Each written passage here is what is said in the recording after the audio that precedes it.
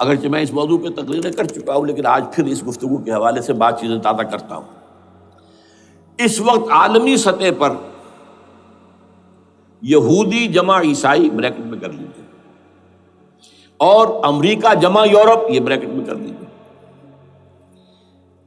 ان کا اندر معاملہ کیا ہے؟ اصل جو ہے اس میں پیچھے مائنڈ ہے، ماسٹر مائنڈ، سازشی ذہن، وہ یہود کا ہے۔ باقی عیسائی آلہ کار بن گئے ہیں۔ جو 100% آلہ کار ہے یہود کا وہ پروٹیسٹنٹس ہیں۔ پروٹیسٹنٹزم یہود ہی نے پیدا کرایا تھا، یہود ہی نے یورپ کے اندر سود کا رواج شروع کروایا، ورنہ سود حرام تھا وہاں پر بھی، یوزری بھی اور کمرشل انٹرسٹ بھی، دونوں حرام تھے، یہ یہودیوں نے کروایا۔ اور پھر پہلا بینک بنوایا ہے انگلستان کے اندر، بینک آف انگلینڈ، اور جو پوپ کے خلاف بغاوت کرائی تو پہلی بغاوت ہوئی انگلستان کے اندر، جو چرچ آف انگلینڈ علیحدہ ہو گیا پوپ سے، اور اسی کو یہودیوں نے قرار دیا یہ ہمارا ماڈرن اسرائیل ہے، یہ اسرائیل ہمیں دیا ہے گاڈ نے، یہ جو ہے برطانیہ۔ اس کے کچھ عرصے کے بعد یہی جو ہے ایکسوڈس ہوا ہے، اور وہ امریکہ میں جا کے آباد ہوئے۔ لہذا امریکہ کو بھی جیوز نے کہا ہے دس از اندر اسرائیل، یہ ہے ہمارے اصل اسرائیل، ماڈرن اسرائیل یہ ہے۔ اس لیے کہ جو انہیں وہاں پر اقتدار حاصل ہوا ہے، جو قوت حاصل ہوئی ہے، جس قدر دولت انہوں نے وہاں جمع کی ہے، وہاں کے جس طریقے سے جکڑ لیا ہے حکومتوں کو، فرنگ کی رگے جہاں پنجے یہود میں ہے۔ ٹھیک 100 سال پہلے علامہ اقبال یہ مشاہدہ کر کے آ گئے تھے یورپ میں، اور کون دیکھنے والا تھا کہ وہاں کیا ہو رہا ہے، بیہائنڈ دی سین کیا ہے، سامنے کیا ہے، پردے کے پیچھے کیا ہے۔ فرنگ کی رگے جہاں پنجے یہود میں ہے۔ اس وقت فرنگ کا امام تھا برطانیہ، یہ وہ سلطنت تھی جس پر سورج کبھی غروب نہیں ہوتا تھا۔ آج وہ فرنگ کا امام امریکہ ہے۔ یہ برطانیہ تو اب وہ جو ایک نظم ہے کہیں بچپن میں پڑھی تھی، London bridge is going down going down going down, اس کی مثال ہے۔ برطانیہ کی کوئی حیثیت ہی نہیں ہے، ورلڈ پاور کی حیثیت نہیں ہے، وہ تو چھوٹا بھائی اس نے بنا رکھا امریکہ نے اپنا، تو اس حیثیت سے جو ہے اس کی کوئی حیثیت ہے، ورنہ کوئی اور حیثیت نہیں۔ بہرحال ان دونوں میں یہ ہے کہ پیچھے ماسٹر مائنڈ، سازشی ذہن، پلاننگ، اسکیم ساری یہودیوں کی۔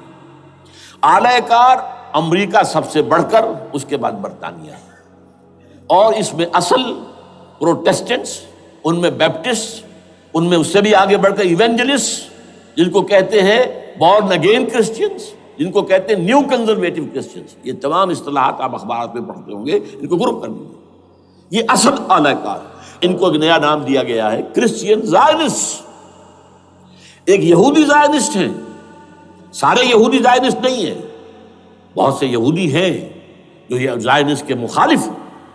چنانچہ میری ہیوسٹن میں ملاقات ہوئی تھی ڈاکٹر وشو گرانڈ، بہت بڑا پروفیسر ایمیریٹس یہودی، لیکن یہ کہ اس نے کہا، بڑے اجتماع میں کہا، ہمارا اجلاس تھا وہاں پر، ہم نے یہ جو ہے بلایا تھا ایک یہودی، ایک عیسائی اور ایک مسلمان، تینوں جو ہے وہ تقریریں کریں۔ انہوں نے کہا تھا کہ وی آر ناٹ سپورٹنگ اسرائیل۔ اس نے وہ عیسائی جو آیا ہوا تھا پروفیسر، اس کی طرف they are supporting Israel, we are not supporting Israel. اسی طرح میری جو ہوئی تھی round table conference, round table, اس میں ایک یہودی پروفیسر تھے، وہ ہسٹری کے پروفیسر، میں نام بھول رہا ہوں ان کا، انہوں نے کہا آئی ایم اینٹی زائنزم، میں زائنزم کے خلاف ہوں۔ تو زائنزم جو ہے اصل میں ایک سیکولر یہودیوں کی تحریک ہے، اور اس کے سب سے بڑے سپورٹرز کرسچین زائنسٹ وہ امریکہ میں بیٹھے ہوئے۔ تو یہ ہے صورتحال۔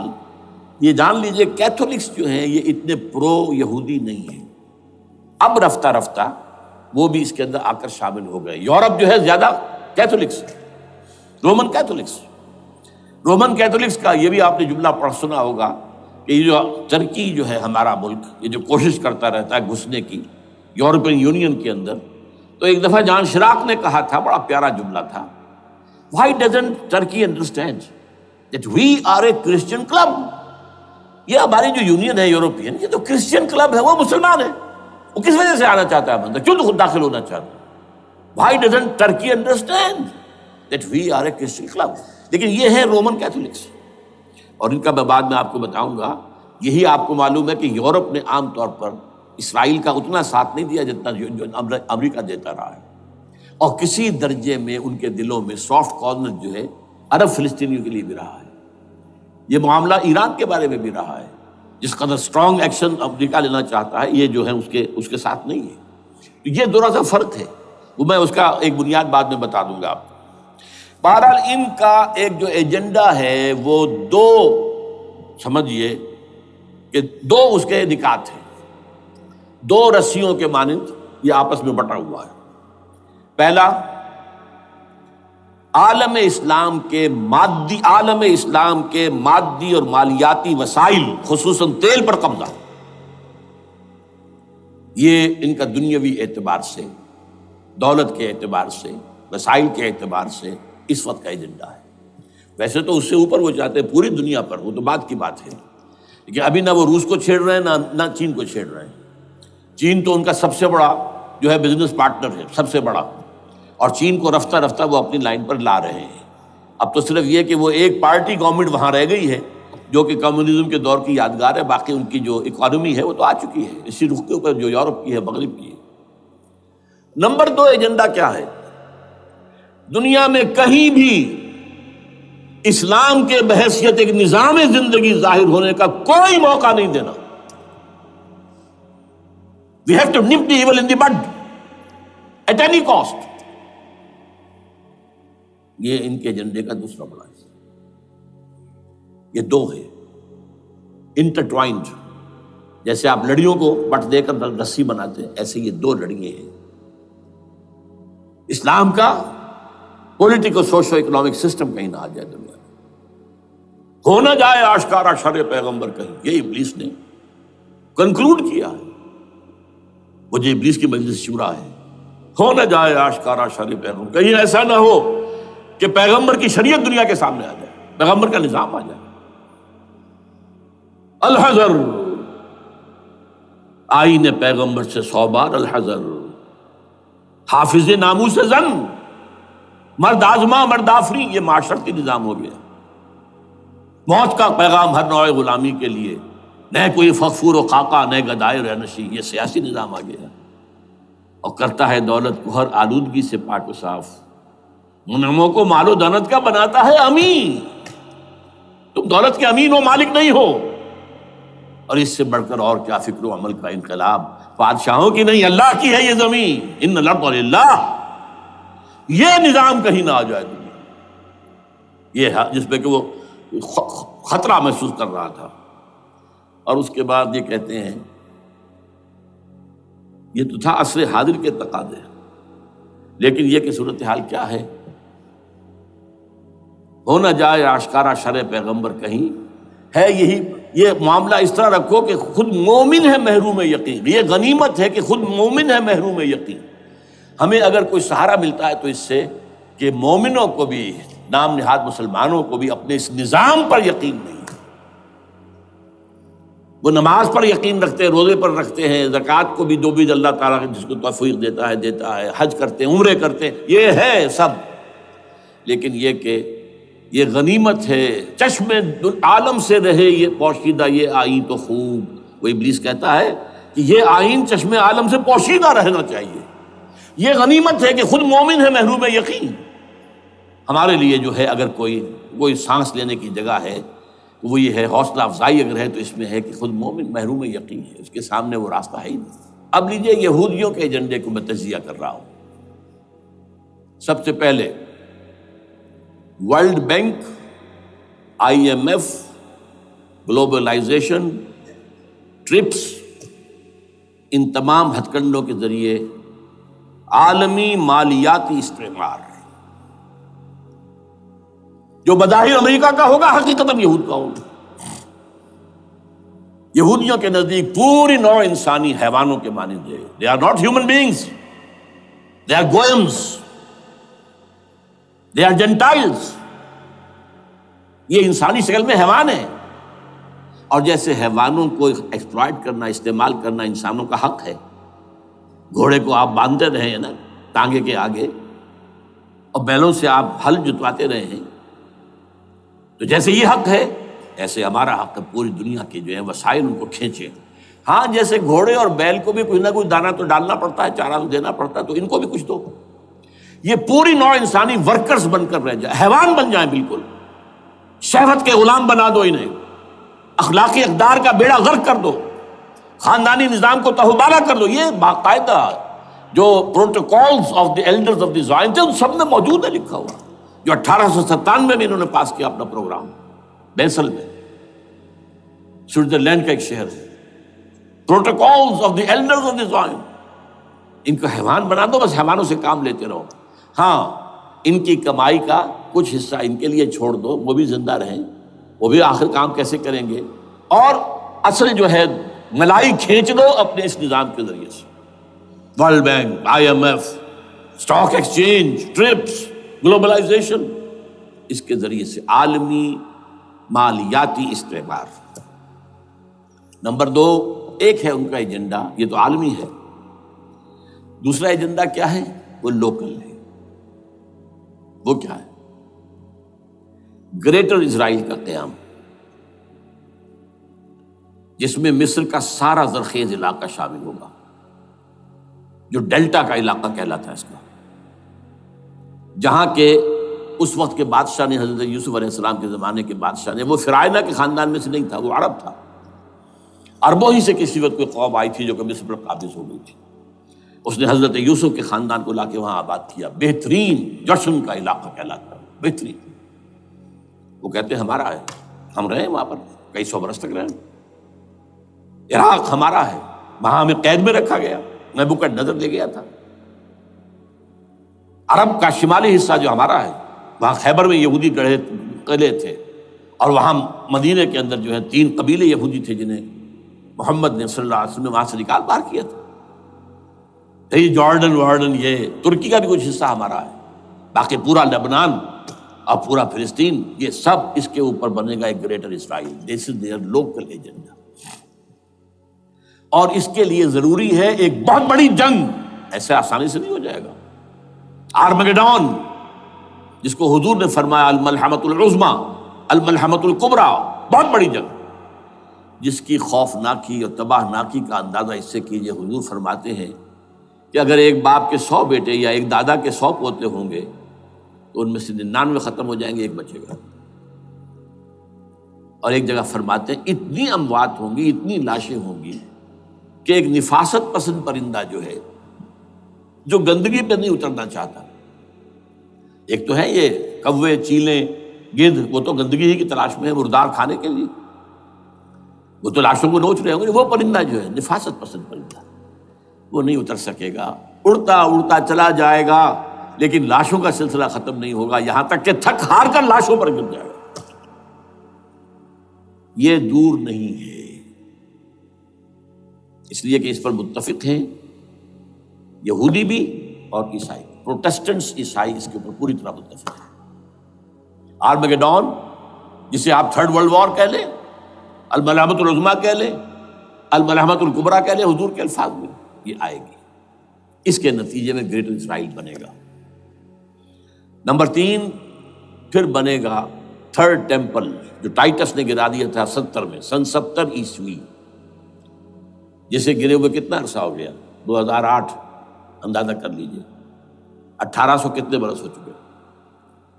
وہ دوبارہ بنائیں گے 3rd ٹیمپل، اور اس کے لیے مسجد اقصیٰ کو گرائیں گے، اور ڈوم آف دی راک، قبۃ الصخرہ، وہاں لا کر پھر اس میں کنگ ڈیونز تھرون لا کے رکھا جائے گا. یہ بھی میرے علم میں پہلی مرتبہ اسی ٹرمپٹ کے اشارے سے آیا. وہ کیا ہے؟ حضرت داؤد کا. آج سے کتنے 1000 سال پہلے کی بات ہے، اندازہ کیجیے. 1000 قبل مسیح، اور یہ اب 2000 ہو گیا عیسوی، 3000 برس تو ہو گئے. وہ کیا تھا؟ ایک پتھر تھا جس پر بٹھا کر حضرت داؤد کی تاج پوشی کی گئی تھی. پھر اسی پر حضرت سلیمان کی تاج پوشی ہوئی، پھر اسی پر ان کے بادشاہ آتے رہے، تاج پوشی ہوتی گئی. ٹائٹس نے جب گرایا ہے سن 70 عیسوی میں، یروشلم کو برباد کیا، 1,33,000 یہودی ایک دن میں قتل کیے، ایک دن میں، باقی نکال دیا، بھاگ جاؤ یہاں سے. اس کو کہتے ہیں diaspora, that started in 70 AD. یہ منتشر ہو گئے، جس کا جہاز سنگھ سمایا چلا گیا، یورپ میں چلے گئے، شمالی افریقہ میں، مسلمان ملکوں میں، انڈیا میں آ گئے، ایران میں آ گئے، سب جگہ وہاں سے نکال دیے گئے، ڈایاسپورا۔ بہرحال وہاں سے وہ ٹائٹس وہ پتھر لے گیا، وہ روم میں لے گیا، روم سے کسی طرح وہ آئرلینڈ پہنچ گیا۔ آئرلینڈ پیور کیتھولک ملک ہے، آپ کو معلوم ہوگا، اور وہاں پر پروٹیسٹنٹس کی اور کیتھولکس کی جنگیں ہوتی رہتی ہیں۔ کبھی بھی شیعہ سنی مسلمانوں کی اس طور سے خانہ جنگی نہیں ہوئی ہے جیسے کہ وہاں ان دو عیسائیوں میں کیتھولکس اور پروٹیسٹنٹس میں ہوتی ہے۔ وہ رومن کیتھولک ملک ہے بیچ میں۔ وہاں سے وہ انگلینڈ میں آیا، انگلینڈ میں جب آ گیا، بلکہ وہاں سے اسکاٹ لینڈ سے انگلینڈ میں پھر اس کو ایک کرسی کے اندر اس کی سیٹ کی حیثیت سے بنا کر ایک تھرون کی شکل دے دی گئی، اور وہ جو ویسٹ منسٹر ایبے ہے، برطانیہ کے پارلیمنٹ کے ساتھ جو چرچ ہے ویسٹ منسٹر ایبے، وہاں اس کو لا کے رکھ دیا گیا۔ اس وقت سے برطانیہ کے بادشاہوں اور ملکاؤں کی تاج پوشی وہاں ہوتی ہے۔ تو ایک یہ ہے کہ پھر اس کو لا کر وہاں رکھیں گے۔ اب یہاں سے اختلاف ہے، یہ نوٹ کر لیجیے۔ یہاں تک عیسائیوں کا یہودیوں کا ایجنڈا ایک، یہاں اختلاف ہے۔ یہودیوں کے نزدیک ان کا مسیح آئے گا اور وہ وہاں بیٹھ کر پوری دنیا پر راج کرے گا۔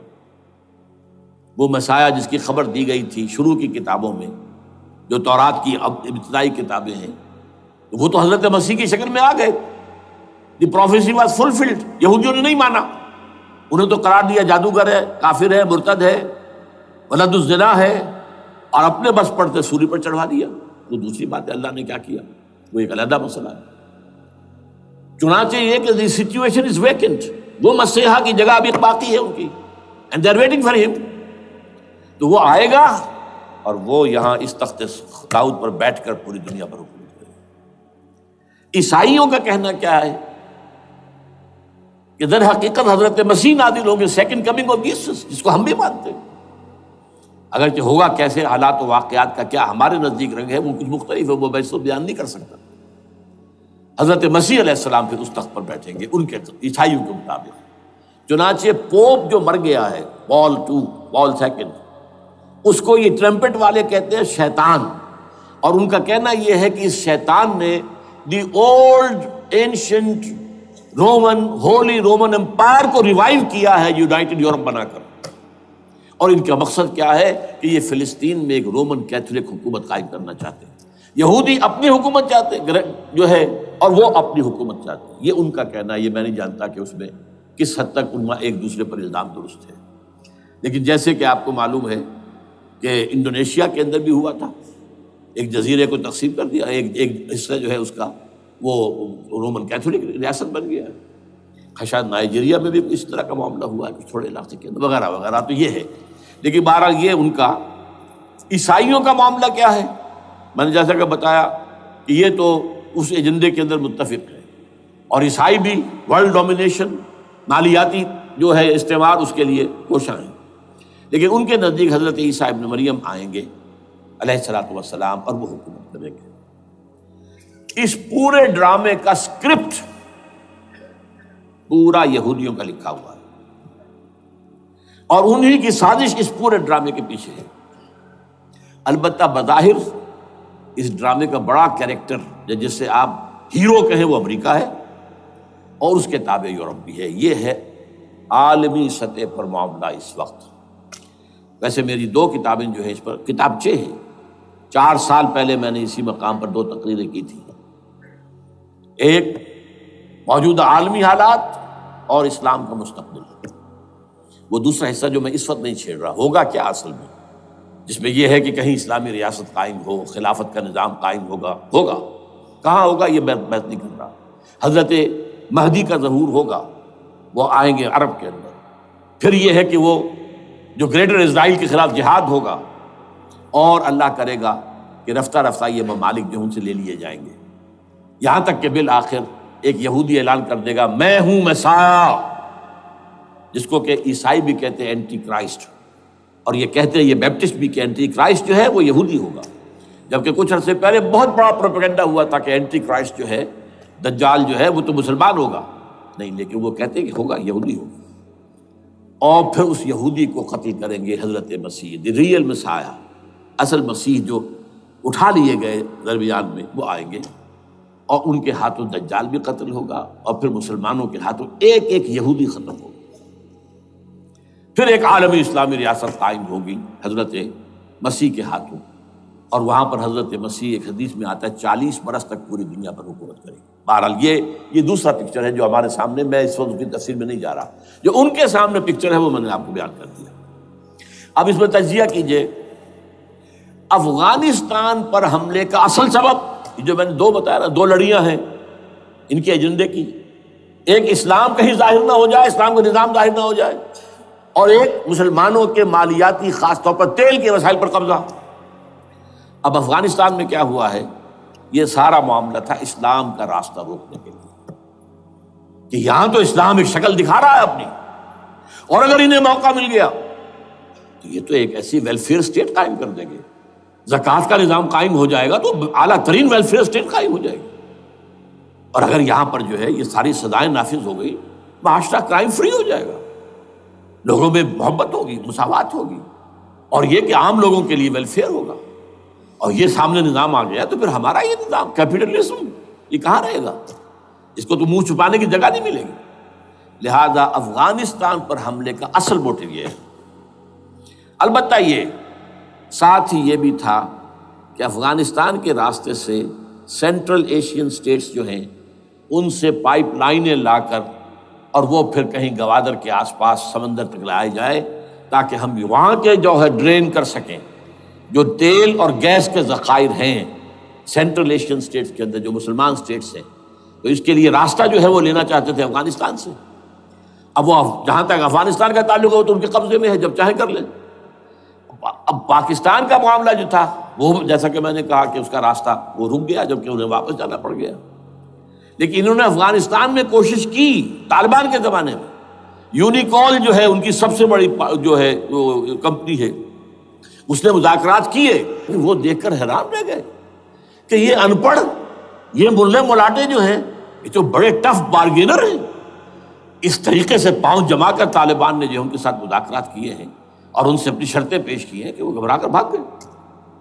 یہ صورتحال بھی تھی افغانستان پر قبضہ کرنے میں، لیکن یہ ہے کہ اصل کیا تھا کہ وہ اسلام کی کوئی شکل دنیا کے سامنے نہ آنے پائے، جو ان کا میجر ہے۔ اسی لیے پورا عالم کفر جمع ہے، امریکہ، یورپ، روس، چین، سب جمع ہے، بھارت تو ہے ہی ہے، یہ سب جمع ہے۔ آپ نے یاد ہو گیا جب لال مسجد کا حادثہ ہوا ہے اور ہمارا یہ بدبخت اور بدمعاش انسان، اس نے صرف خود جان بوجھ کر اسے بڑھایا، ایک پھنسی کو پھوڑا بنایا، اس میں پھر شگاف دیا اور شاباش لی ہے۔ امریکہ سے شاباش آ گئی، نیٹو سے شاباش آ گئی، رشیا سے شاباش آ گئی، چائنا سے شاباش آ گئی۔ وہ چونکہ محسوس کر رہا تھا کہ اندرون ملک تو میری اب کشتی ڈگمگا رہی ہے، ڈاواڈول ہے، I have to have more support from outside, اور for that I have to do it۔ کہ دیکھو میرے عین قلب میں پاکستان کے یہ پھوڑا نکل آیا تھا، یہ بنیاد پرستی کا اور یہ شدت پسندی کا اور یہ تنگ نظری کا اور یہ فلاں کا اور یہ دہشت گردی کا، اور میں نے دیکھو کیسے اس میں چیرا دیا ہے، کتنے لوگوں کو ختم کر دیا ہے۔ اچھا، اس میں یہ بھی ذہن میں رکھیے کہ افغانستان کے بارے میں یہودیوں کے علم میں ہے کہ حضور کی حدیثیں کیا ہے۔ حضور کی حدیث ہے یخرج من خراسان رایات سود، خراسان کے علاقے سے کالے جھنڈے لے کر فوجیں چلیں گی، لا یردھا شیء، کوئی طاقت ان کو رخ نہیں موڑ سکے گی، حتیٰ تنصب بیلیا، یہاں تک کہ وہ آ کے بیت المقدس میں جھنڈے گاڑ دیے جائیں۔ دے نو اٹ، یہ جان لیجیے، یہ لوگ پڑھے لکھے لوگ ہیں۔ میں آپ کو ایک واقعہ سناتا ہوں۔ جب 1967 میں یہودیوں کو فتح ہوئی بہت بڑی، اور پورا یروشلم اب ان کے قبضے میں آ گیا، ایسٹ یروشلم جو کہ ابھی جارڈن کے قبضے میں تھا، تو جب موشے دایان تھا وہ کانا، وہ داخل ہوا فاتح کی حیثیت سے، تو اس کے ساتھ ایک ربائی تھا، بہت بڑا چیف ربائی، یہودیوں کا بہت بڑا عالم، اور وہ رو پڑا۔ تھا تو فتح کا وقت، خوشی کا، رویا۔ So this is the beginning of the end, یہ الفاظ آئے اخبارات کے اندر. گویا کہ اب یہ آخری ڈرامہ جو ہے شروع ہو گیا ہے. وہ آخری ڈرامہ انہیں معلوم ہے ان کی تباہی پر ختم ہونا ہے. اس میں حضرت مسیح کے نزول کے بعد یہ ٹرمپٹ والا بھی لکھتا ہے کہ 80% یہودی قتل ہو جائیں گے. اور میں سمجھتا ہوں کہ 20% اگر صحیح ہے اس کی بات تو وہ ہوں گے جو اب حضرت مسیح پر ایمان لے آئیں گے. باقی 80% اپنے اس کفر پر اڑے رہیں گے اور قتل ہوں گے. اسی طرح حضور کی ایک حدیث ہے کہ جب یہودیوں کا قتل عام ہو رہا ہوگا اگر مسلمان قتل کریں گے تو اگر کسی درخت کے پیچھے یہودی چھپا ہوگا تو درخت پکارے گا اے مسلمان، ہاں عبداللہ آؤ ادھر، یہ میرے پیچھے یہودی چھپا ہوا، قتل کرو اسے. کسی پتھر کے پیچھے چھپے گا تو پتھر بولے گا سوائے ایک درخت غرقد کے، غرقد یہودیوں کے درخت ہے، وہ پناہ دے گا. اور آج اسرائیل میں سب سے بڑی پلانٹیشن غرقد کی ہے. They know it. اسی لیے افغانستان، خراسان، یہ افغانستان کا ہارٹ ہے افغانستان. اور یہ بھی جان لیجئے ہمارا جو مالاکنڈ سے اوپر کا علاقہ ہے یہ بھی خراسان کا حصہ ہے، اولڈ خراسان، جیسے گریٹر خراسان کہا جاتا ہے ہسٹری میں. ایک میں نے ایرانی سے پوچھا تھا اس کے بارے میں تو اس نے کہا خراسان ہمارا ایک صوبہ ہے. میں نے کہا وہ تو مجھے معلوم ہے، جس کا دارالخلافہ مشہد ہے اور یہ ان کا مقدس شہر ہے، وہ تو اسے مکے کی طرح سمجھتے ہیں. بہرحال میں نے کہا میں پوچھ رہا ہوں پرانا خراسان بزرگ. تو خراسان بزرگ کا انہوں نے بتایا پورا افغانستان اس میں شامل. اور پھر یہ اسٹیٹس جو ہیں سینٹرل ایشین اسٹیٹس اور ایران کا ایک حصہ اور پاکستان کا ایک حصہ، یہ جو مالاکنڈ کہلاتا ہے. اور یہ بڑی معنی خیز بات ہے کہ وہیں مالاکنڈ سے تحریک چلی ہے جو اصل تحریک ہے طالبان پاکستان، وہ سوات سے چلی ہے. بہرحال اس وجہ سے، اس پہلو سے یہ جو ہے افغانستان پر حملے کا سب سے بڑا سبب وہ تھا.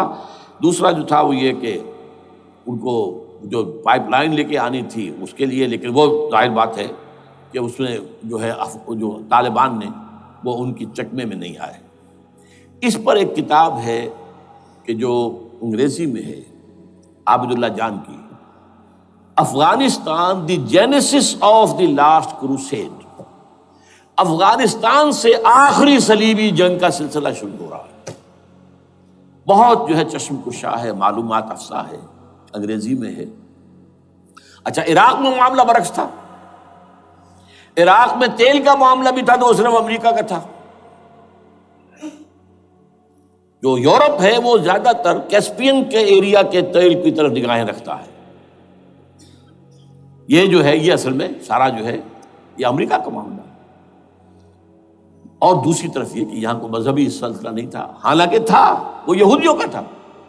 وہ کیا تھا؟ Extension, first step towards the establishment of Greater Israel. یہ بات اچھی طرح سمجھ لیجیے. یہاں پہ تیل کا معاملہ بھی میں نے کہا تھا نا، دو لڑیاں ہیں جو چل رہی ہیں. تیل کا معاملہ یہاں خاص طور پر عراق کے اندر زیادہ، افغانستان میں بہت کم. لیکن یہ کہ یہاں پر بھی جو اصل ہے بیہائنڈ دی سین، جو اصل چیز کیا ہے کہ گریٹر اسرائیل کے قیام کی طرف پہلا قدم. میں یاد دلاتا ہوں آپ کو، جب فرسٹ گلف وار ہوئی تھی جس میں عراق کا بھرکس نکال دیا گیا تھا، اس کے اختتام پر کہا تھا شوارز کرافٹ جو ان کا کمانڈر ان چیف تھا الائڈ فورسز کا، اس نے صاف کہا تھا، مجھے آج تک ایک لفظ یاد ہے، We fought this war for the protection of Israel.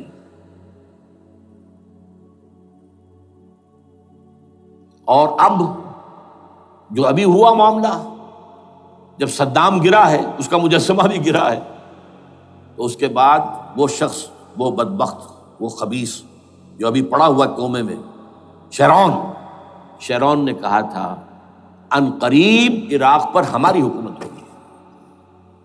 اور اس سے پہلے تو ہم صرف عراق میں سے یوفریٹس تک کا علاقہ مانگتے تھے، دریائے فرات تک کا. اب ہمارا مطالبہ یہ ہے کہ ہم تو در حقیقت دجلہ تک جائیں گے، دجلہ، تاکہ پورا کا پورا جو فرٹائل دو آبا ہے دجلہ اور فرات کے درمیان کا بہترین علاقہ، وہ سارا ہمارے پاس. اس سے آپ اندازہ کر لیجیے کہ یہ دونوں چیزیں جو ہیں دونوں جگہ موجود ہیں. وہاں مذہبی زیادہ ہے افغانستان کا، لہذا یہاں بہت بڑی جو ہے کولیشن بن گئی. عراق میں تو وہ کولیشن نہیں بن سکی. یورپ بھی ساتھ نہیں آیا، America had to go it alone, اسے کرنا پڑا ہے. زیادہ سے زیادہ کوئی ٹوکن آسٹریلیا کا کوئی ٹوکن معاملہ جو ہے وہ برطانیہ کا کچھ شاید ٹوکن ٹائپ جو ہے وہی یہ کامن ویلتھ پرانی جو ہے چلی آ رہی ہے، اس میں شاید کینیڈا کا، باقی تو کوئی نہیں۔ یہ جو آل ورلڈ کولیشن بنی تھی وہ افغانستان کے خلاف کیوں ہے؟ یہاں سے اسلام کی ریسرجنس کا اندیشہ ہے۔ یخرج من خراسان رایات سود لا یردھا شیء حتی تنصب بایلیا۔ حضور کے زمانے میں ایلیا جو ہے وہ کن کے قبضے میں تھا؟ عیسائیوں کے۔ اس کے بعد ہمارے قبضے میں آیا، لیکن پھر کروسیڈرز نے ہم سے لے لیا تھا، اور 88 برس وہ عیسائیوں کے پاس رہا، 1099 عیسوی سے لے کر 1187 تک۔ اب پھر یہود کا قبضہ ہے، پہلے عیسائیوں کا تھا، اب یہود کا۔ اب ان سے لینا واپس، پہلی مرتبہ بھی عرب نہیں لے سکے تھے، کھونے والے عرب تھے، واپس لینے والا کرد تھا، صلاح الدین ایوبی رحمۃ اللہ علیہ۔ اب بھی کھونے والے عرب ہیں، مصر اور شام اور اردن، تینوں کا مقابلہ کیا اس نے، اسرائیل نے، اور قبضہ کیا پورے ویسٹ بینک پر، گولان ہائٹس پر، سینائی پیننسولا پر، اور یہ کھو دیا ہم نے اپنے ہاتھ سے۔ اور اب بھی عربوں میں تو کوئی دم نہیں ہے، کوئی جان نہیں ہے، ان کو عیاشیوں نے، دولت مندی نے بالکل تباہ و برباد اور کھوکھلا کر کے رکھ دیا۔ بہرحال یہ جو چیزیں میں نے آپ کو بتائی ہیں، یہ تو وہ پلانز ہیں جو سب شیاطین جن و انس کے پروگرام ہیں۔ وہ جیسے کہ کبھی کہا تھا خمینی صاحب نے، شیطان بزرگ، دی گریٹسٹ شیطن، امریکہ، اصل میں امریکہ، اور اس کے پیچھے حقیقت میں یہود، سامنے امریکہ، پیچھے یہود۔ بالفعل کیا ہوگا یہ تو پھر اللہ ہی جانتا ہے کیا ہوگا۔ وَمَكَرُوا وَمَكَرَ اللَّهُ، کافر اپنی چالیں چلتے ہیں، اللہ اپنی چال چلتا ہے۔ اور سَنَسْتَدْرِجُهُم مِّنْ حَيْثُ لَا يَعْلَمُونَ وَأُمْلِي لَهُمْ إِنَّ كَيْدِي مَتِينٌ۔ اے نبی آپ گھبرائیں نہیں، ہم ان کافروں کو رفتہ رفتہ وہاں سے لے آئیں گے جہاں سے آپ کو بھی، انہیں احساس تک نہیں ہوگا کہ یہ تو گرفت میں آ رہے ہیں، ٹریپ ہو رہے ہیں، اور ابھی ذرا میں انہیں ڈھیل دے رہا ہوں۔ میں املی لہم ان قیدی متین، میری چال بہت مضبوط ہے۔ وہ اللہ کیا کرے گا وہ میں نے آپ کو بتایا، جھلک دکھا دی ہے۔ انشاءاللہ اسی علاقے میں پاکستان اور افغانستان، اور اس کا ہارٹ ہوگا یہ پشتونستان، سرحد اور مشرقی افغانستان مل کر پشتونستان، پشتون اسی مشرقی اس میں ہے، پاکستان کا مغربی صوبہ ہے، شمال مغربی سرحدی صوبہ، یہ ہارٹ، اور پھر پاکستان اور افغانستان، انشاءاللہ یہی ہوگا۔ اور پھر یہ کہ یہاں سے فوجیں جائیں گی جو حضرت مہدی کی حکومت جمائیں گی عرب کے اندر۔ عربوں میں جان نہیں ہے کہ وہ مہدی کی حکومت کو جما سکے۔ یخرج ناس من المشرق یؤتون للمہدی یعنی سلطان ہی، مشرق کی طرف کے کسی ملک سے فوجیں آئیں گی جو مہدی کی حکومت قائم کریں، عربوں میں دم نہیں۔ بہرحال ہوگا کیا، وہ میں نے کہا کہ یہ تو اللہ کے ہاتھ میں ہے۔ اب یہ کہ کرنا کیا چاہیے، یہ ہے میری تقریر کا آخری حصہ۔ دیکھیے ذوالفقار مرزا نے جو کچھ کہا اور سید قائم علی شاہ نے، میں خوشائند سمجھتا ہوں کہ طالبانائزیشن اور ہے، اسلامائزیشن اور ہے، ٹھیک ہے، چلیے آواز مکے اور مدینے۔ طالبانائزیشن کے اندر کچھ بغیر تعلیم یافتہ، کچھ جذباتی، اس طرح کے لوگ بھی ہیں جن میں انتہا پسندی بھی ہے، جیسے کہ میں پہلے بیان کر چکا، افغانستان میں ہوا ہے، افغانستان کے اندر بھی رفتہ رفتہ وہ اپنی چیزوں سے نکل رہے تھے، نکل جاتے ہیں، لیکن موقع نہیں دیا گیا، نب دی ایول ان دی بڈ، ختم کر دیا گیا۔ اسی طرح ہمارے سرحدی صوبے میں جیسا کہ میں بتایا 3 قوتیں برسر کار ہیں، who knows it، کون کیا کہ۔ لیکن بہرحال یہ کہ پہلی بات یہ، اسلام اور پاکستان لازم و ملزوم ہیں۔ یہاں اسلام آئے گا تو یہ ملک رہے گا، نہیں آئے گا تو ختم ہو جائے گا، اس میں کوئی شک نہیں۔ میری 2 کتابیں پڑھ لیجیے اگر اللہ توفیق دے، ہمت دے، اسلام اور پاکستان، یہ سن 67-68 کی تحریریں میری ہیں۔ جینیسس آف پاکستان کیا تھا، how Pakistan came into existence, پھر یہ کہ میں نے استحکام پاکستان کے نام سے سن 85 کے اندر کتاب لکھی ہے. یہ دونوں کتابیں پڑھی ہیں. پاکستان کا کوئی جواز نہیں اگر یہاں اسلام نہ آئے، اور واقعتاً ہم جواز کھو چکے ہیں. تو اللہ تعالیٰ ہمیں مہلت دے رہا ہے. لیکن اب یہ سمجھ لیجئے، یہ اللہ تعالیٰ کی طرف سے ایک خاص مہلت ہے، اور شاید آخری مہلت ہے جو ہمیں مل رہی ہے. یہاں اسلامائزیشن نہ ہوا تو یہ ملک نہیں رہے گا. میں یہاں آپ کو ایک شعر سنا دوں. ہے تو ایک ایسی شخصیت کا جو کچھ کنٹروورشل بھی ہو گئی، بعد میں بدنام بھی ہو گئی. ایک زمانے میں جماعت اسلامی کے بڑے مخلص کارکن تھے وہ، مولانا کوثر نیازی. انہوں نے ایک بڑا تلخ شعر کہا تھا، اسلام کو اگر تیری فضا راس نہ آئے، اے میرے وطن تجھ کو کوئی آگ لگائے. ہمیں اسلام چاہیے، اور اسلام نہیں آئے گا تو یہ ملک نہیں رہے گا. کوئی زرداری، کوئی نواز شریف اس ملک کی بقا کی ضمانت نہیں دے سکتا. اس کی بقا ہے اگر تو اسلامائزیشن نہیں ہے. 61 سال کی ہماری بے وفائی اللہ کے ساتھ کیے ہوئے وعدے کی، اس کا ایک عذاب ادنا ہم جھیل چکے ہیں. 71 یاد کی سن 71 پاکستان 2 لخت، 94,000 مسلمان پاکستانی بھارت کی قید میں بھیڑوں بکریوں کی طرح ہانک کر لے جائے گئے، ٹرکوں میں بھر بھر کر، جیسے کہ ڈیرہ غازی خان سے بھیڑیں بکریاں آتی ہیں لاہور میں ذبح ہونے کے لیے. کنسنٹریشن کیمپس میں ہمارے ٹائیگر نامی جرنیل نے پیش کیا اپنا ریوالور. کتنے لوگ مارے گئے، کتنا فساد ہوا. مسلمان کے ہاتھوں مسلمانوں کا خون کتنا ہوا. یہ اللہ کا ایک خاص عذاب ہوتا ہے. میں نے وہ آیت آپ کو سنائی تھی، قل هو القادر على ان يبعث عليكم عذابا من فوقكم او من تحت ارجلكم. اے نبی ان سے کہہ دیجیے اللہ اس پر قدرت رکھتا ہے، جب چاہے تم پر کوئی عذاب اوپر سے بھیج دے، تمہاری زمین کے نیچے سے نکال دے. زلزلہ آیا تھا کہ نہیں؟ او یلبسکم شیعا، ایک تیسری شکل بھی ہے. نہ اللہ آسمان کو کوئی تکلیف دے، نہ زمین کو. زمین پھٹے گی تو آدمی جائے گا نا اندر، بلکہ تمہیں گروہوں میں تقسیم کر کے او یلبسکم شیعا فیذیق بعضکم بعض بعض، تو ایک دوسرے کی قوت کا ایک دوسرے کو مزہ چکھائے. تم خود ایک دوسرے کے گلے کاٹو. ہمیں کسی اور قوم کو تکلیف دینے کی ضرورت نہیں ہوگی. یہ کام ہمارے ساتھ ہو چکا ہے 1971 میں. بہرحال اب اس کے بعد بھی تاخیر تو ہماری جو کی تو ہے. اب ہم اس جگہ پر پہنچ گئے کہ شاید اب عذاب الاکبر آنے والا ہے. وہ آیت بھی میں نے شروع میں پڑھی تھی، وَلَنُذِيقَنَّهُم مِّنَ الْعَذَابِ الْأَدْنَىٰ دُونَ الْعَذَابِ الْأَكْبَرِ لَعَلَّهُمْ يَرْجِعُونَ. چھوٹا عذاب آیا سن 71 میں پاکستان. بہرحال مغربی پاکستان تو برقرار رہا، اس کا نام بھی پاکستان رہا. اب شاید بڑا عذاب آ رہا ہو، بلکنائزیشن جس کے نقشے جو ہیں دنیا میں شائع کیے جا چکے ہیں.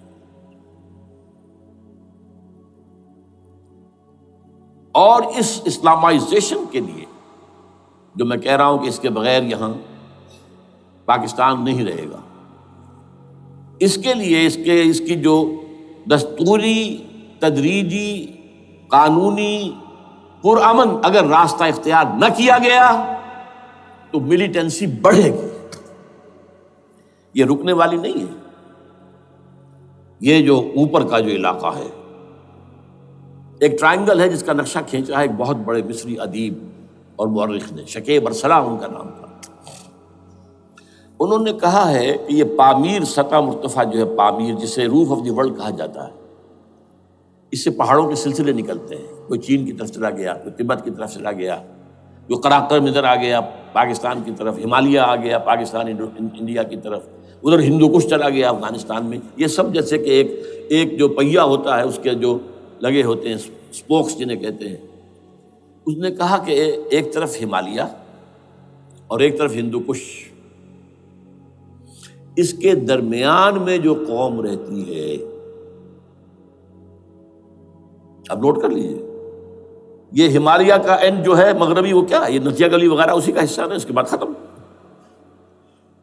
دریائے سندھ بہہ رہا ہے، لیکن اوپر جا کر وہ ٹرن دیتا ہے رائٹ کو، تو پھر اب وہ قراقرم اور ہمالیہ کے درمیان جاتا ہے. یہاں تک کہ انڈیا سے جو اس کا داخلے کا راستہ آ جاتا ہے. لیکن یہ جو ہے یہ درمیانی راستہ یہ اصل میں ہندو کش ادھر اور ہمالیہ ادھر، اس کے درمیان جو قوم آباد ہے. اور اس ٹرائنگل کا بیس ہے مالاکنڈ کا پہاڑ، مالاکنڈ، ہمالیہ، ہندو کش. اس ٹرائنگل میں جو قوم آباد ہے، شکیب ارسلان کہتا ہے اگر پوری دنیا میں اسلام کی نبضیں ڈوب جائیں تب بھی یہاں کے لوگوں میں اسلام کی نبض چلتی رہے. یہ وہ علاقہ ہے جہاں سے پاکستان کے طالبان کا آغاز ہوا، جہاں سے پرامن تحریک چلی تھی اس کا راستہ روک دیا گیا. اب وہ شدت پسندی پر آ گئے، اور یہ شدت پسندی بڑھے گی اگر آپ نے تشدد سے روکا. اگر امریکہ کے چمچے بنے رہے، اگر امریکی ایجنڈے ہی کو پورا کرتے رہے اور اپنے لوگوں کو مارتے رہے، تو جواب میں گر ایک چراغ حقیقت کو گل کیا تم نے تو موج دودھ سے صد آفتاب ابھریں گے. یہ اب جو آ رہے ہیں، کہاں سے آ رہے ہیں آپ کے یہ خودکش حملہ آور؟ یہ وہی ان لوگوں کے رشتہ دار ہیں نا جو امریکی بمبارڈمنٹ میں مارے گئے ہیں. کتنے ہیں جن کے بچے ختم ہو گئے، بیٹے مر گئے. یہ جو ہمارے ہاں ایک کمانڈوز کے کیمپ کے اوپر جو حملہ ہوا تھا اور خودکش بمبار، جس سے کہ شاید 18-19 بہترین آپ کے کمانڈوز ختم ہوئے تھے، وہ کون تھا؟ وہ خود کمانڈو تھا. اندر کوئی اور تو جا ہی نہیں سکتا تھا، یہ کمانڈوز کا کیمپ تھا اور اس کے میس میں لوگ کوئی جا سکے؟ وہ خود کمانڈو تھا. اس کی بیٹی لال مسجد کے اندر جلی تھی. اب آپ اندازہ کیجئے کہ اس کے دل میں جو کھول رہا تھا اس کا جذبہ، اس نے اس کو ٹھنڈا کیا خود جان دے کر.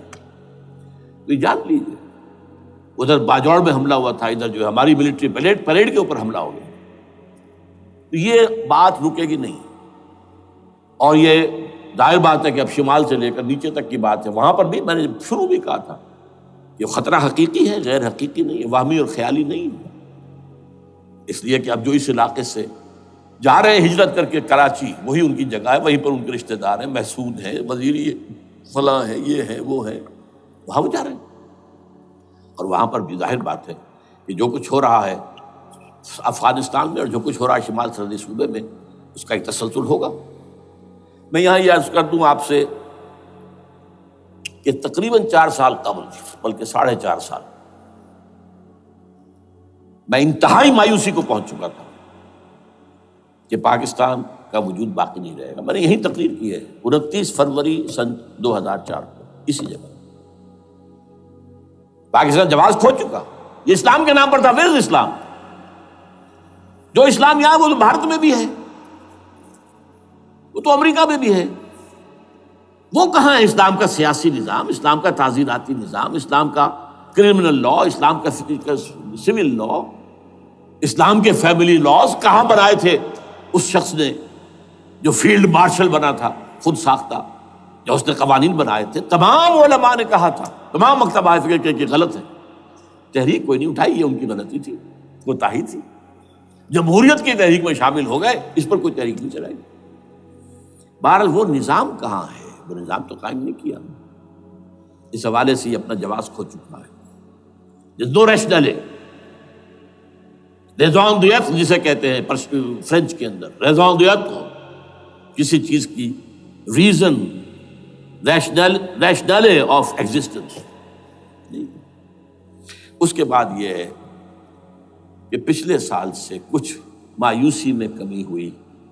Number 1، chief justice of Pakistan Iftikhar Muhammad Chaudhry کے اندر ہمت اللہ نے دی، وہ کھڑا ہو گیا.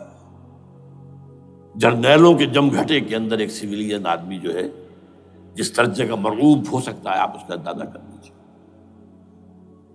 اور اس کے بعد اسپونٹینیس موومنٹ وہ کلا ہے، انہومی شے، سوچ نہیں سکتے ہم. یہ موومنٹ جو ہے یہ کوئی اسٹریٹ ارچنز کی چلائی ہوئی نہیں ہے، یہ ہمارے ہاں کے گاموں ماجوں کی نہیں ہے، بلکہ یہ تو پڑھے لکھے لوگ، وکیل، کالے کوٹ، کالی ٹائیاں، پینٹ، یہ جو سختیاں جھیلی ہیں انہوں نے. ابھی تک وہ تحریک چل رہی ہے. اگر اس سے ظاہر بات ہے وقت گزرنے کے ساتھ ساتھ اس کی وہ تیزی اور تندی میں تو کمی آئی اور حکومت کو موقع ملا ان کے اندر کوئی رفت پیدا کرنے کا بھی. لیکن بہرحال ان دونوں چیزوں سے میری مایوسی میں قدرے کمی ہوئی. اب دوسری بات وہ تھی 18 فروری کے الیکشن کا پرامن طور پر منعقد ہو جانا۔ میں یہ سمجھتا تھا کہ جو اس کے اندر دخل اندازی ہے، رگنگ ہو ہی ہوئے، کیسے ممکن ہے پاکستان میں الیکشن ہو اور رگنگ نہ ہو؟ پھر تحریک چلے ہی چلے، کیونکہ تحریک تو چل رہی ہے پہلے سے، صرف اس کے اوپر تیل اور ڈالنا ہے نا، اور پھر بدامنی ہو ہی ہو، اور پھر دونوں طرف گدھ بیٹھے ہوئے ہیں، the NATO forces in the west, Indian forces on the east, they will march into Pakistan، اور پاکستان کے ایٹمی دانت توڑ کر Pakistan will be put at the mercy of India، Bharat. Now do whatever you like۔ Condoleezza Rice کا میں آپ کو بیان سنا چکا ہوں، پاکستان کے مستقبل کا فیصلہ امریکہ اور بھارت بھی کرتا۔ بہرحال اب تیسری جو امید ہوئی ہے، یہ کل پرسوں میں جو ہوئی ہے، کولیشن جو ہے یہ ناکام ہوتی نظر آ رہی تھی، لیکن یہ کہ صدر کے مواخذے پر یا صدر کے خلاف جو ایک کارروائی ہو رہی ہے، اللہ کرے کہ وہ پوری ہو جائے، یا اس سے بھی بہتر ہے کہ وہ خود ہی استعفیٰ دے کر دفع ہو جائے۔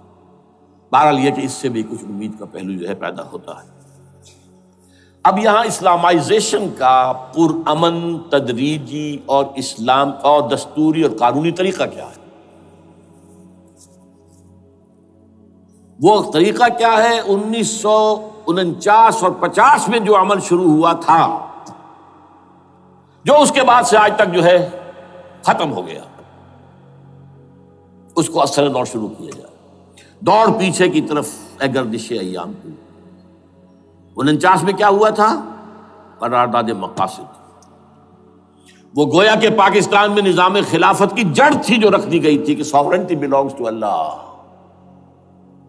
and whatever authority we have, it's a sacred امانت۔ یہ تو اصل میں استعمال کی جائے گی یہ قوت کتاب و سنت کے دائرے کے اندر this is خلافہ، in essence it is خلافہ۔ خلافت کی بنیاد رکھ دی گئی۔ اس سے پہلے 48 میں سن 47 کی ایک تقریر کی وجہ سے جو غلط فہمی پیدا ہوئی تھی قائد اعظم کی 11 اگست کی، اس کا انہوں نے کراچی کے ہائی کورٹ بار ایسوسیشن میں جا کے کہہ دیا تھا، کچھ لوگ شرارت کے ساتھ یہ پروپیگنڈا کر رہے ہیں کہ پاکستان میں دستور شریعت پر مبنی نہیں ہوگا، یہ فتنہ ہے، غلط کہہ رہے ہیں، نفی کر دی تھی۔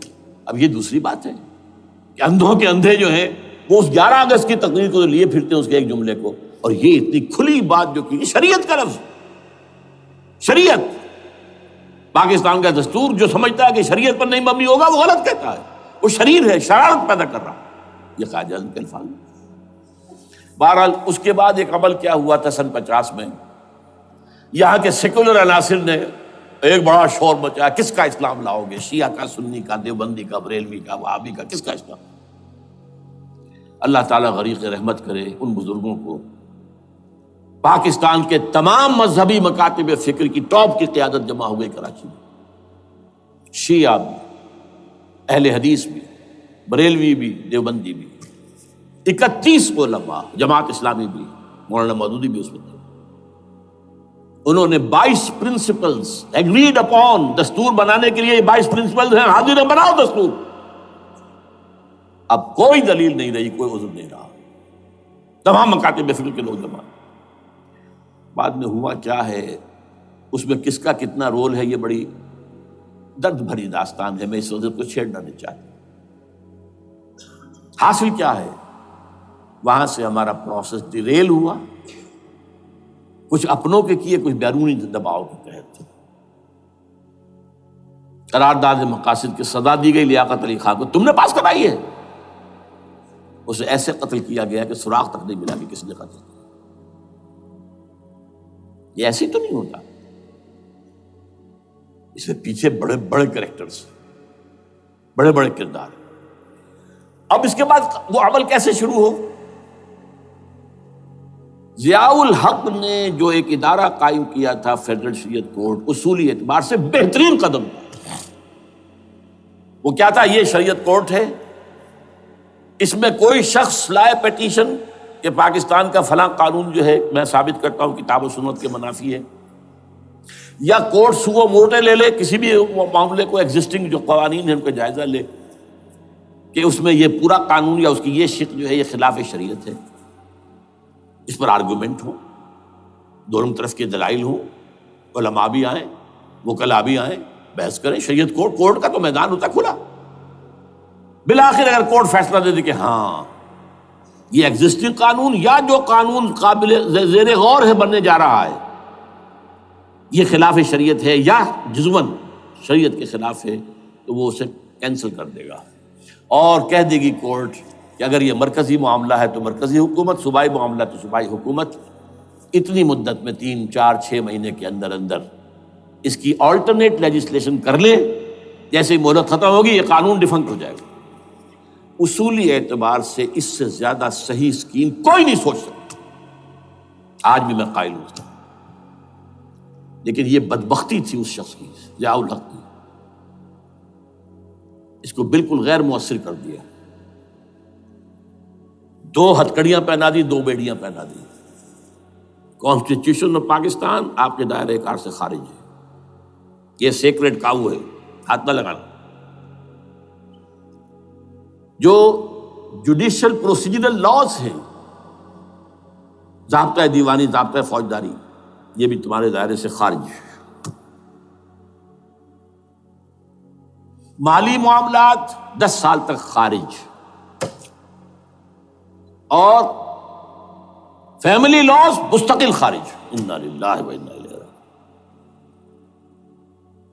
اب کرنے کا کام کیا ہے؟ نمبر 1، فیڈرل شریعت کورٹ کے دائرے پر جو تحدیدات ہیں، لیمیٹیشن ختم کی جائیں یکسر۔ نمبر 2، اس کا سٹیٹس کم سے کم ہائی کورٹ کے درجے کا ہونا چاہیے۔ نمبر 3، اس میں جید علماء کو لا کر بٹھایا جائے، ان کی میجورٹی ہونی چاہیے، وکلاء بھی ہوں، جدید تعلیم کے، جدید قانون کے جاننے والے، لیکن علماء بھی ہوں۔ اگر آپ جید علماء کو لے آئیں گے تو پھر وہ جو عام مولوی ہے بیچارہ، وہ جو پوری طرح نیم خواندہ ہے یا نیم تعلیم یافتہ ہے، یا ہمارا عام آدمی ہے جو طالبان کے انداز کے اندر وہ شدت پسندی پر آ گیا ہے، اسے یہ اندازہ نہیں ہے کہ دین میں اہمیت کس شے کی اول ہے، پھر دوسری کون سی، ثانوی شے کون سی ہے۔ اب اس کے بجائے علماء، جدید علماء، تمام جو ہے مسالک کے علماء اس میں شامل کیے جائیں۔ اس کے فیصلوں پر نظر ثانی کا کھلا موقع ہونا چاہیے، ایک دفعہ عدالت فیصلہ کر دے، نظر ثانی کا موقع ہونا چاہیے، اور کسی شہری کی طرف سے پیٹیشن آئے یا سو موٹو، وہ جائزہ لے اور ایک ایک کر کے قوانین جو ہے غلط ختم، ان کی جگہ پر لیجسلیشن پارلیمنٹ ہی کرے گی یا صوبائی اسمبلی کرے گی۔ کورٹ کا کام لیجسلیشن نہیں ہے، وہ یہ کہہ سکتا ہے کہ یہ بھائی یہ معاملہ جو ہے شریعت سے تجاوز کر گیا ہے، یا فلاں جو قانون تم بنانے چلے اس کی یہ شق جو ہے شریعت کے خلاف ہے، بس فیصلہ یہ دے گی۔ ظاہر بات ہے لیجسلیشن اس کا کام نہیں، لیجسلیشن جو کرے گی آپ کی نیشنل اسمبلی کرے گی، آپ کی صوبائی اسمبلی کرے گی، لیکن وہ اس کا متبادل قانون لے آئیں اور پہلا قانون ختم ہو جائے گا۔ اچھا، اس عرصے کے دوران جو کونسل آف اسلامک آئیڈیالوجی پر ارب روپیہ خرچ ہوا ہے، اس کی رپورٹوں کے انبار لگ گئے ہیں، کسی ایک سفارش کو بھی آج تک پارلیمنٹ میں پیش نہیں کیا گیا،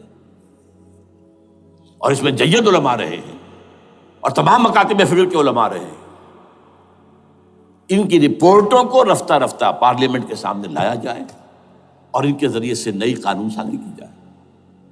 اگر آپ یہ قانونی دستوری راستہ کھول دیں گے اور تجدیداً اس طریقے سے Islamisation of laws of Pakistan ہو جائے تو ظاہر بات ہے کہ پھر جو دہشت گرد ہیں، دہشت پسند ہیں، جن کو آپ خطرہ کہہ رہے ہیں، خطرہ، طالبان آنند، طالبان آ گئے، طالبان آ رہے ہیں، اب ڈرو اور بچو اور مقابلے کی تیاری کرو اور اسلحہ تیار کرو، اگر یہ کام کریں گے تو پھر ظاہر بات ہے کہ وہ تو فساد ہوگا، اور فساد کا نتیجہ کیا نکلے وہ اللہ ہی بہتر جانتا ہے۔ لیکن یہ پروسیس جو میں نے بیان کیا ہے، اگر اس پر عمل ہو جائے تو یہ وہ پروسیس ہے جسے جنرل حمید گل نے کہا تھا کہ اگر ایسا ہو جائے تو یہ سافٹ ریولوشن ہوگا، بغیر تشدد کے، بغیر کسی اور کے، اگر نیت ٹھیک ہے، اور اگر یہ واقعی جیسے قائم علی شاہ نے سمجھ لیا ہے اور جیسے کہ ذوالفقار مرزا نے سمجھ لیا ہے، اسلامائزیشن اگر اس کو سب سمجھ لے، زرداری بھی سمجھ لے اور نواز شریف بھی سمجھ لے اور سب سمجھ لے تو ظاہر بات ہے کہ پھر کسی توڑ پھوڑ کے بغیر، کسی اور بدامنی کے بغیر، کسی تشدد کے بغیر اسلامائزیشن یہاں ہو جائے تو سب کے دل خوش ہو جائیں گے، اور یہ سارا جو بھی تشدد ہے، یہ دہشت گردی ہے، اس کے راستے بند ہو جائیں گے۔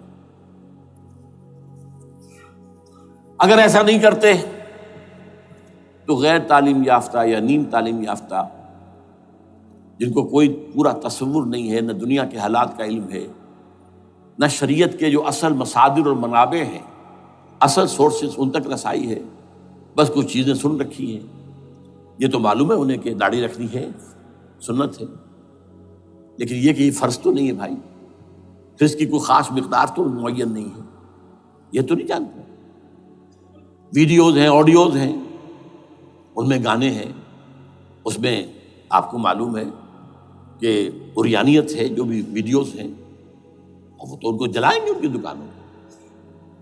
آپ تعلیم دے رہے ہیں لڑکیوں کو، وہ جانتے ہیں جو تعلیم آپ دینا چاہتے ہیں، آپ تو ڈانس کی تعلیم کو بھی وہاں پر نافذ کر رہے ہیں، آپ نے تو تعلیم کا شعبہ ہی دے دیا اسماعیلیوں کے ہاتھ میں، لہذا ان کا تو رد عمل ہوگا، ہوئے۔ اس کا راستہ اگر روکنا ہے تو اس پروسیس سے جو میں نے بیان کر دیا ہے، جس کو میں بیان کر رہا ہوں نہ معلوم کب سے۔ نواز شریف صاحب، ان کے والد میاں محمد شریف صاحب مرحوم، اور شہباز شریف صاحب اور عباس شریف صاحب چاروں میرے پاس آئے تھے، 2 دفعہ آئے تھے، اور میں نے یہ ترمیمی بل پیش کیا تھا جس کے آئٹم میں نے آپ کو گنوا دیے۔ بہرحال نہیں کیا کچھ انہوں نے، لیکن یہ کہ اگر یہ نہیں کریں گے تو یہ کہ دوسری طرف یہ سمجھ لیجئے اس وقت پاکستان کے دینی مدرسوں میں شدید تحریک چل رہی ہے۔ لال مسجد یہ ایک سمبل بن چکا ہے، یہ ایک علامت ہے، اور یہ ملیٹنسی کی طرف بہت بڑی تعداد میں، خاص طور پر جو طالب علم ہیں عربی مدارس کے، طالبان کی سورس یہی تو ہے نا، یہی تھے جن سے کہ افغانستان میں طالبان ابھرے تھے اور یہیں سے پاکستان کو ابھر رہے ہیں۔ ان کے اندر شدید لہر ہے، اور کوئی بہت بڑا فساد ہو گیا اگر خدا نہ خواستہ تو that will be the end of Pakistan. اس سے بچنا ہے تو وہ راستہ اختیار کریں جو میں نے بیان کر دیا ہے، جو میں سال سے بیان کر رہا ہوں۔ دستور کا ترمیمی بل بنا کر دیا ہے، اسے عام بھی کیا ہے۔ البتہ اس عرصے میں ظاہر بات ہے کہ ہم کیا کریں گے، ہمارا کوئی پروگرام کسی ملیٹنسی کی طرف جانے کا نہیں ہے، ہم اسے مفید نہیں سمجھتے بلکہ مضر سمجھتے، یہ کاؤنٹر پروڈکٹیو ہے۔ ہمارے سامنے پروگرام کیا ہے؟ سے نکاتی پروگرام، بڑے پیمانے پر دعوت ایمان بذریعہ قرآن، نمبر 1۔ میری تمام سرگزشت کھوئے ہوئوں کو جستجو، میری سرگزشت جو ہے 50 سال سے اسی میں ہے، قرآن کا پڑھنا، پڑھانا، سیکھنا، سکھانا، عام کرنا، اور الحمدللہ ایک بڑی ٹیم تیار کر دی ہے میں نے اللہ کے فضل سے، جو یہ کام کر رہی ہے۔ دعوت ایمان بذریعہ قرآن، اور جو ایمان واقعتاً لے آئیں، جس کا ثبوت ہوگا شریعت پر عمل، جس چیز پر عمل کیا جا سکتا اور نہیں کرتے تو آپ مجرم۔ ہاں ظاہر بات ہے، اس سے ایک حصہ ایسا ہے جس پر آپ عمل نہیں کر سکتے جب تک کہ نظام نہ بدل جائے۔ چور کا ہاتھ میں نہیں کاٹ سکتا، آپ نہیں کاٹ سکتے، لیکن جتنے پر عمل ممکن ہے اس پر عمل۔ ایسے لوگوں کو آرگنائز کیا جائے، بیعت کا نظام، مسنون نظام، قرآن میں معصور، مسنون، منصوص، یہ سارا نظام اس کی بنیاد۔ ایک آدمی کا، وہ آدمی کہے کہ بڑھو تو بڑھو، وہ کہے کہ رک جاؤ تو رک جاؤ۔ نمبر 3، ان لوگوں کا تزکیہ، اور میں بتا چکا ہوں تزکیہ اور تربیت۔ تزکیہ کس بات کی؟ کوئی امنگ، کوئی ولولہ، کوئی مقصد، کوئی تمنا دل میں نہ رہے سوائے اللہ کی رضا کی۔ حکومت مطلوب نہ ہو، اقتدار مطلوب نہ ہو، مال و دولت مطلوب نہ ہو، اللہ کی رضا اور آخرت کی فلاح۔ ہر تمنا دل سے رخصت ہو گئی، حضرت مجذوب کا مصرع، اب تو آ جا، اب تو خلوت ہو گئی، اے اللہ تو آ جا میرے دل میں، میرے دل سے ہر تمنا نکل چکی ہے، خلوت ہے۔ اور تربیت کس کی؟ کہ تیاری ہو جائے اس بات کی کہ تن من دھن سب لگا دیں گے، جان بھی دے دیں گے جب موقع آئے۔ چوتھا کیا؟ کہ جب تک یہ تعداد کافی نہ ہو، یہ نہیں ہے کہ 150 آدمی لے کر کسی ایک جگہ پر کسی لال مسجد کو ہم مرکز بنا کر بیٹھ جائیں، نعرہ لگا دیں گے، ملک گیر جماعت، اور وہ بھی معتدل تعداد پہ، وہ جب تک نہیں ہوتی تو ہم یہی تین کام کریں گے، دعوت ایمان بذریعہ قرآن، تنظیم بذریعہ بیعت، مسنون بیعت، تزکیہ اور تربیت کرتے رہیں گے، بانشہ درویشی در ساز دمادم زن، یہی کام کرتے رہو، نو ملیٹنسی، نو الیکشنز۔ لیکن جب تعداد کافی ہو گئی تو ایک منظم اور پرامن مطالباتی اور احتجاجی تحریک، توڑ پھوڑ نہیں، گھراؤ جلاؤ نہیں، جیسے گاندھی نے شروع کی تھی، نمک بناؤ تحریک، سول ڈس اوبیڈینس، لیکن کسی نے کوئی توڑ پھوڑ نہیں کی تھی۔ اپنے سر ان کے پھوٹے ہیں بڑے سے بڑے لیڈروں کے، مولانا ابوالکلام آزاد اور پنڈت جواہر لال نہرو کے سر پھٹے ہیں، ہزارہ لوگ جیلوں میں گئے ہیں، انہوں نے کسی کو کچھ نہیں کہا۔ اسی کا نقشہ ایرانیوں نے دکھایا، 20,000 سے لے کر 30,000 تک جانیں دے دی، ہتھیار نہیں اٹھائے، اس لیے کہ ہتھیار بھی استعمال کرو گے تو اوپر جو حکومتیں ہیں ان کے پاس تو بے تحاشا فوج ہے، ان کے پاس ٹینک ہے، ان کے پاس ہوائی جہاز ہیں، ہیلی کاپٹرز ہیں، گن شپ ہیلی کاپٹرز ہیں، کیا نہیں ہے۔ پرامن منظم مطالباتی اور احتجاجی تحریک، اللہ کرے کہ ہمیں اس کے لیے جو مہلت درکار ہے وہ مل جائے۔ ہمیں معلوم نہیں کہ کہیں وہ مہلت ختم ہی نہ ہو رہی ہو، لیکن اگر ہم آخری سانس تک اس کام میں لگے رہیں گے تو انشاءاللہ اللہ تعالیٰ کے ہاں ہم معذور قرار پائیں گے۔ اللہ تعالیٰ جو ہے ہمیں درگزر ہم سے فرمائے گا کہ جو کچھ میں کر سکتا تھا اللہ میں کرتا رہا، آخری دم تک کرتا رہا۔ اگر یہ ہے تو اپنی تو کامیابی ہے، باقی کیا ہوتا ہے ملک کا میں کچھ نہیں کہہ سکتا، اللہ بہتر جانے۔ اقول قولی ھذا واستغفر اللہ لی ولکم ولسائر المسلمین والمسلمات